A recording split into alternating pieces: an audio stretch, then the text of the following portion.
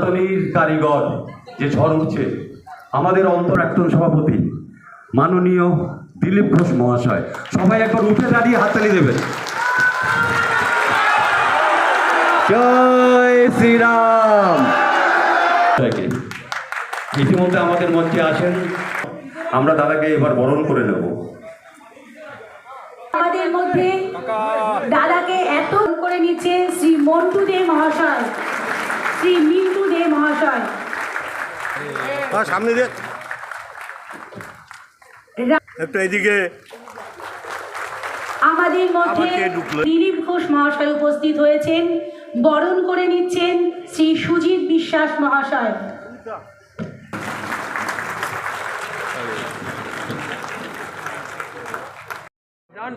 জননী রূপী ভারত মাতাকে খণ্ডিত করা হয়েছে এবং যারা এই মাতাকে মাতা হিসাবে ভক্তি করতেন, শ্রদ্ধা করতেন, তাদেরকেই এর শিকার হতে হয়েছে, ঘরছাড়া হতে হয়েছে, উদ্বাস্তু হতে হয়েছে, সর্বস্ব হারাতে হয়েছে। তারপরেও আমরা এখানে চলে এসেছি, তারপরেও শান্তিতে নাই, সুখে নাই, আনন্দে নাই, সুরক্ষিত ছিলাম না। এখানেও অত্যাচারের শিকার হতে হয়েছে, বাধ্য হতে হয়েছে কাউকে ভোট দিতে, ভোট দেওয়ার পরে অত্যাচার হতে হয়েছে। যে সরকারকে আমরা জিতিয়েছি তারাই আমাদেরকে অত্যাচার করেছে। আমি যখন বিজেপিতে প্রথম আসি, আমার খুব আশ্চর্য লাগতো যে ডক্টর শ্যামাপ্রসাদ মুখার্জি, যিনি একমাত্র উদ্বাস্তুদের জন্য আন্দোলন করেছিলেন, যে পশ্চিমবঙ্গ এখন আমরা বাংলা হিসাবে থাকছি, তার জনক, হিন্দু বাঙালির হোমল্যান্ড হিসাবে তিনি প্রস্তাব নিয়ে এসে বিধানসভায় এই পশ্চিমবঙ্গকে বানিয়েছিলেন, তাই তাকে আমরা জনক বলি। আগামী 20 জুন সরকারিভাবে প্রথমবার পশ্চিমবাংলায় পশ্চিমবঙ্গ দিবস পালন হবে। মাননীয় প্রধানমন্ত্রী মুখ্য অতিথি থাকবেন। বিশাল জনতার সামনে নিয়ে এসে সবাইকে দেখা করার সুযোগ করে দিয়েছেন, তাই জন্য ধন্যবাদ জানাই। পূজ্য সন্তরাও এসেছেন, তাদেরকে প্রণাম জানাই। পরিবর্তন হয়েছে, আশিসদার কথায় বোঝা গেল যে হলটা আমরা পেয়েছি। এর আগে বহুবার কার্যক্রম করার চেষ্টা হয়েছে, হয়নি। যারা আটকাতো তাদেরকে আর খুঁজে পাওয়া যাচ্ছে না, একবার দেখতাম তারা কারা। আর যাদেরকে পাওয়া যাচ্ছে না, তারপরের দিনে দেখা যাচ্ছে না, তারা জেলের ভাত খাচ্ছে। এতদিন পশ্চিমবাংলায় সত্যি সত্যি যে ধরনের অপসংস্কৃতি, অপশক্তি, তার প্রাদুর্ভাব ছিল, আজ যাবে এই সুবিধা যারা পাচ্ছে। সেখানে যারা হকদার পাননি তারা সেই সুবিধা পাবেন।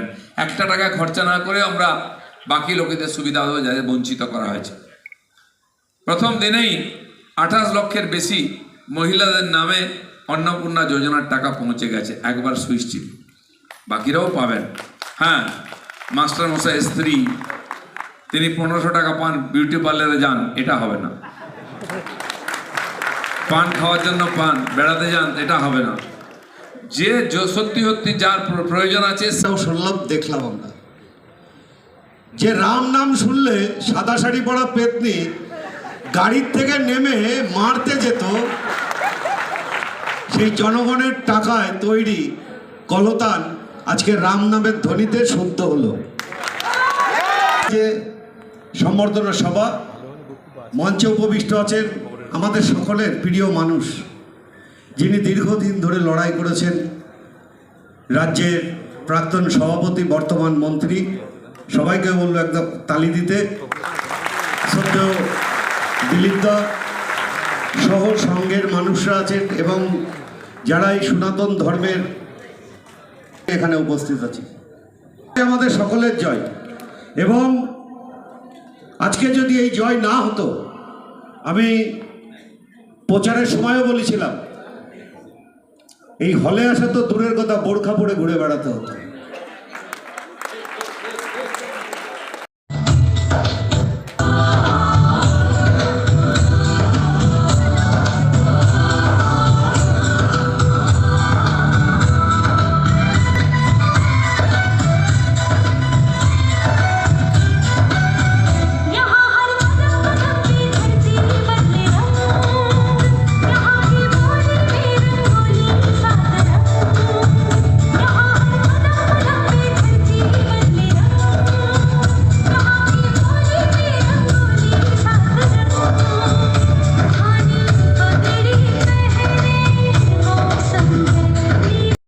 কোথায় কি প্রোগ্রাম ছিল আপনার?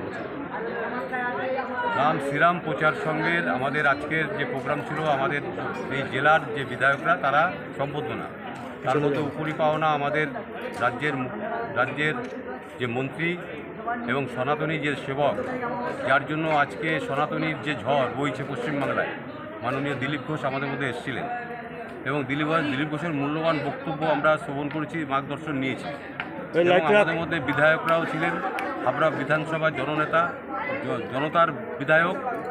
জনতার বিধায়ক দেবদাস মণ্ডল আমাদের মধ্যে ছিলেন, শুভহীরা ছিলেন, আরও বিধায়ক ছিলেন, দিল্লি থেকে এসেছিলেন রাষ্ট্রীয় স্বয়ংসেবক সংঘের প্রচার প্রবন্ধ, তিনিও এসেছিলেন। তা আজকে আমাদের আরম্ভ হয়েছে, আমাদের মেন এটা দিয়ে শুরু করলাম। আমরা আগামী দিন সোনাকানিয়া মৌজায় আমরা রাম মন্দির করছি, আমাদের বহু আকাঙ্ক্ষিত রাম মন্দির, এবং আমাদের সেপ্টেম্বর মাসে বাগেশ্বর মহাদাস ধীরেন্দ্র কৃষ্ণ শাস্ত্রী আমাদের এই হাবড়াতে আসছেন। তাই আমরা অ্যাপিল করেছি আমাদের মন্ত্রী এবং আমাদের এমএলএর কাছে, আমাদের যে জনপ্রতিনিধি, হাবড়া বিধানসভার জনপ্রতিনিধির কাছে, যে